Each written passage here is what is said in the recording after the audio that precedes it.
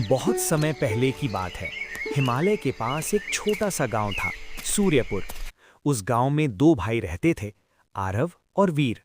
दोनों बहुत साहसी, ईमानदार और एक दूसरे से बहुत प्रेम करते थे। आरव बड़ा भाई था, शांत, समझदार और सोच समझकर काम करने वाला।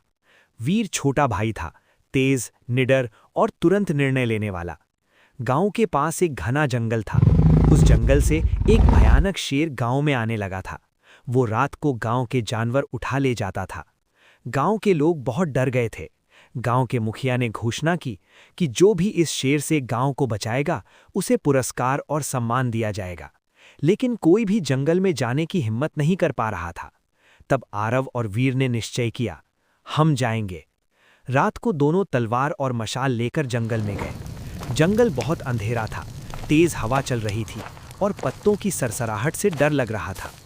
वीर बोला, भैया, अगर शेर सामने आया तो मैं पहले वार करूंगा।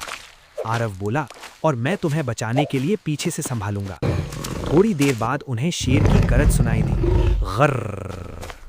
शेर उन पर झपटा। वीर ने तलवार से वार किया, लेकिन फिसलने के कारण गिर गया। शेर उसकी ओर बढ़ा, तभी बिना डरे आरव आगे कूदा और अपनी मशाल शेर के मुंह के पास कर दी। आग देखकर शेर पीछे हट गया। वीर उठ खड़ा हुआ और दोनों भाइयों ने एक साथ वार किया। शेर डरकर जंगल की गहराई में भाग गया और फिर कभी वापस नहीं आया। सुबह दोनों भाई गांव लौट आए। गांव वाले बहुत खुश हुए। मुखिया ने कहा, तुम दोनों सिर्फ साहसी ही नहीं, बल्कि एक दूसरे पर विश्वास करने वाले भी हो। इसी कारण तुम जीते। उस दिन से आरव और वीर गांव के रक्षक बन गए। सीख: सच्ची बहादुरी केवल ताकत नहीं होती, बल्कि बुद्धि, साहस और मिलकर काम करना होती है।